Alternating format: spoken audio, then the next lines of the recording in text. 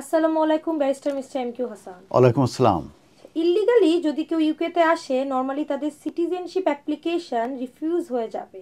এর কি কোনো ব্যতিক্রম আছে? আমরা জানি যে 10 ফেব্রুয়ারি 2025 থেকে ব্রিটিশ সিটিজেনশিপ যে পলিসি গাইডেন্স আছে সেটির উপরে পরিবর্তন এসেছে, বিশেষ করে গুড ক্যারেক্টারের ক্ষেত্রে।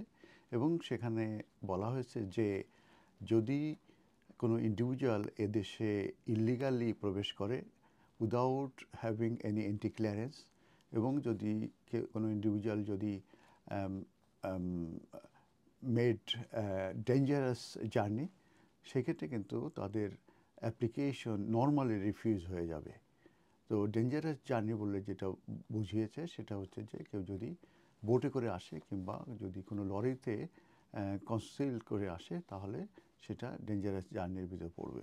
তো এই যে চেঞ্জটা এসেছে, এটা নিয়ে অনেক আলোচনা সমালোচনা হচ্ছে, এবং গভর্নমেন্ট তারা ডিফেন্স নিয়েছে যে এটা সঠিক হয়েছে এই যে পলিসি গাইডেন্স চেঞ্জ করাটা। কারণ কেউ যদি উইদাউট অথরাইজেশনে আসে কিংবা কেউ যদি কোনো ইল্লিগালি আসে, তাহলে তাদের সিটিজেনশিপ অ্যাপ্লিকেশন নর্মালি রিফিউজ হয়ে যাবে।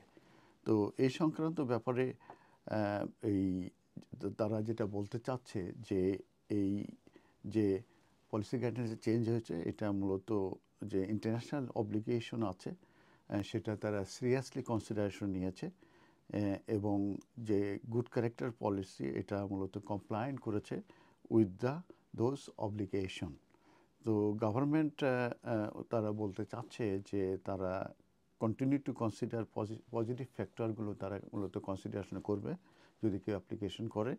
এবং সেটা হচ্ছে যে contribution a person has made to the society, যদি কোনো পজিটিভ কন্ট্রিবিউশন করে থাকে কোনো পারসন টু দ্য সোসাইটি, এবং অ্যাট দ্য সেম টাইম যদি কোনো নেগেটিভ যদি ফ্যাক্টরস থেকে থাকে, যেমন ব্রিচেস অফ ইমিগ্রেশন ল, তো সেই ক্ষেত্রে মূলত এই পলিসি প্রোভাইড করবে for application to B granted where mitigating circumstances, যদি তারা মনে করে যে এটা অ্যাপ্রোপ্রিয়েট।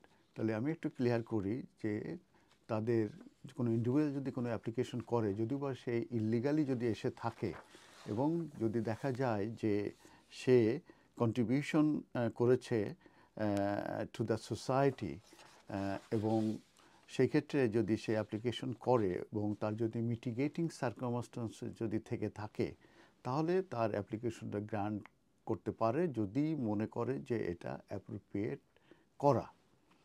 তো এই ব্যাপারে একটি আর্জেন্ট কোশ্চেনের উত্তরে former labour home secretary Baron blanket উনি বলেছেন যে গভর্নমেন্টের যে উদ্যোগ নিয়েছে যে স্মাগলিং যে গ্যাং তাদেরকে ট্যাকেল দেওয়ার জন্যে, কিন্তু তিনি আবার ক্রিটিসাইজ করেছেন এই পলিসি সংক্রান্ত ব্যাপারে যে এটি মূলত একটি সিগনিফিক্যান্ট ডিসিশন, এবং it should be subject to parliamentary scrutiny. তার মানে এটা পার্লামেন্টারি এটা স্ক্রুটিনাইজ করার পরে মূলত এই ডিসিশনটা নেওয়া উচিত ছিল, যেটা এটা সিগনিফিক্যান্ট একটি ডিসিশন।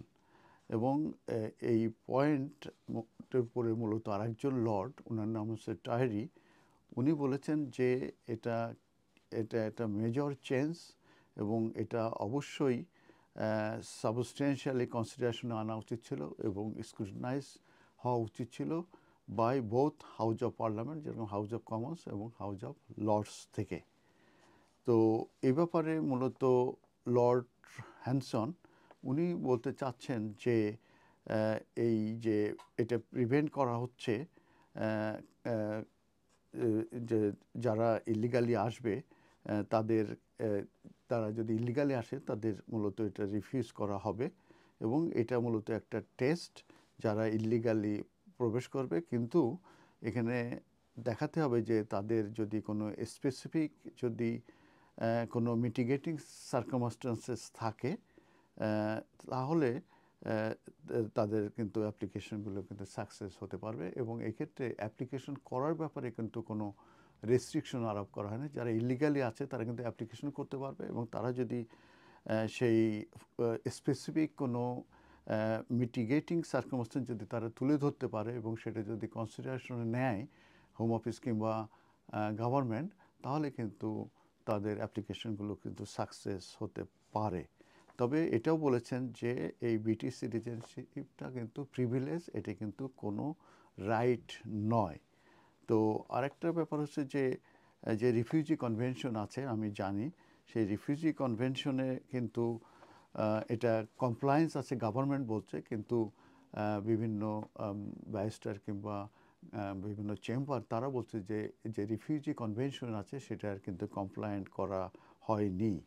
তবে এখানে আরেকটা জিনিস বলা হয়েছে, যদি কেউ এক্সেপশনাল এবং কম্পেলিং এবং মিটিগেটিং যদি সার্কামস্টেন্সেস যদি থেকে থাকে, সেক্ষেত্রে তারা অ্যাপ্লিকেশন করতে পারে, এবং সেক্ষেত্রে কিন্তু তার অ্যাপ্লিকেশনটা সিটিজেনশিপ অ্যাপ্লিকেশনটা গ্রান্ট হতে পারে অন অ্যান এক্সেপশনাল বেসিস।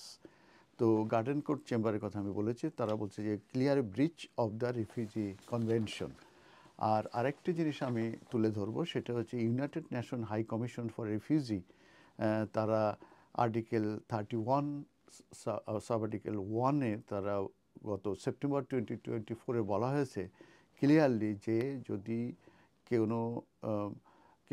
কোনো রিফিউজি যদি তারা ইলিগালি এদেশে কোথাও যদি প্রবেশ করে, সেই কিংবা সেই ক্ষেত্রে তাদের যে ইরেগুলার যে এন্ট্রি অর প্রেজেন্স আছে, সেটা মূলত তাদেরকে পেনাল্টিজ করা যাবে না তাদের কে যে কোনো অ্যাপ্লিকেশন কিংবা তাদের ক্ষেত্রে। তার মানে এটা বলা হচ্ছে যে যদি কোনো রিফিউজি কনভেনশনে এটা প্রভিড করা হয়েছে যে কোনো দেশকে যে কোনো রিফিউজিকে মূলত পেনাল্টি ইম্পোজ করা যাবে না on the account of irregular entry or presence. তারা যদি ইলিগালি আসে কিংবা প্রেজেন্স হয়, সেক্ষেত্রে যে তাদেরকে পেনাল্টি ইম্পোজ করা যাবে না। এটা United Nation High Commission for refugee তারা এটা বলেছে, এবং তারা বলতে চাচ্ছে এটা মূলত এটা যে যে রিফিউজি কনভেনশন আছে সেই কনভেনশনের